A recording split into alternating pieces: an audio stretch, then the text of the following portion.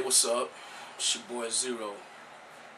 What I want to talk about on this first video is the blessings of God and what happens when you let go and let God.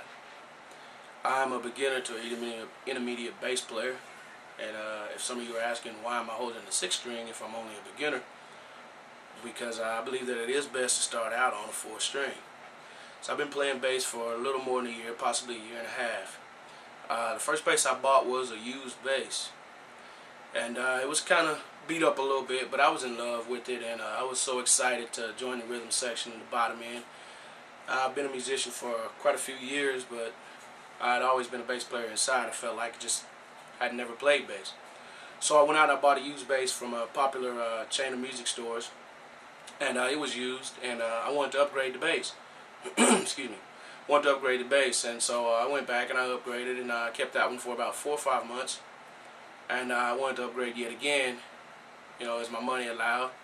And when I went to the store to try it out this time, to upgrade it this time, the salesman tried it out and he said, "Hey man, you got something loose in your circuit switch, and that could possibly be expensive, so this bass is basically worthless to me. I can't take it on a trade-in." And so I said, "Well, I bought it from another one of your stores, and I've only had it for about 4 months, and so what am I going to do now if I can't get any trade-in on it to upgrade? I'm pretty much stuck with that bass." I said, "The salesman told me at the time that I tried it out that it was something loose in the, something wrong with the amp setting, and you're telling me it was something loose in the circuit board." I said, "So hey, what am I going to do?" He said, "Well, the only option is to take it back to the branch store that you actually bought it from." So on the way back over there, I was pretty upset and I was pretty mad, and I had the intentions of going in there and just kind of acting all kind of crazy, but the song came on the radio, "Let Go and Let God." I love that song, by the way.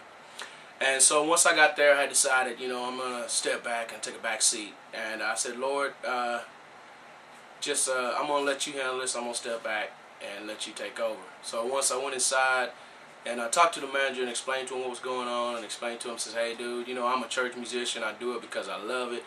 I don't have the money to just, throw away on different instruments." And I explained to him it had been about 4 months, and that I went to another store to try and upgrade, and he told me it was worthless. So as he went to the office to see what was going on, I picked up this Ibanez 6th string, as you can see there, that was just kind of sitting there on display. I picked it up and I plugged in the cable and started fiddling around with it, man. And when he came back out, he says, "Hey, you like that bass there?" And I said, "Yeah, it's a nice bass, man." And the guy looked at me with a straight face and asked, "I tell you what I'm going to try to do for you." He said, "How about a straight across trade? Your bass for that bass." And I said, "Are you serious?" He said, "Yeah." So, I went to the office, I showed him my ID, and I signed a piece of paper, and I walked out without putting a penny down. Look at God, And I traded in a used bass for a brand new 6th string bass. So that's why I'm sitting there holding a 6th string, even though I'm a beginning to an intermediate musician. And basically right now I play on the middle 4 strings, the E, the A, the D, and the G. I use the B string sometimes when I'm in church to get the lower and bottom end bass runs. But what I want to talk about is a video that I saw on YouTube by 6 String Zoo. He put out a call to all gospel bass players about putting together some videos for those who are trying to learn and trying to pick up things. And I realize that I'm not at the top of my game, and I also realize that there may be some bass players out there starting out that aren't quite where I'm at just yet. So I decided, even though I've only been playing for a year and a half, that I'm going to share some things that maybe somebody out there could gain some knowledge from. And so the first thing that I want to talk about is a scale that it's mainly used in some gospel music, and it is the blues scale.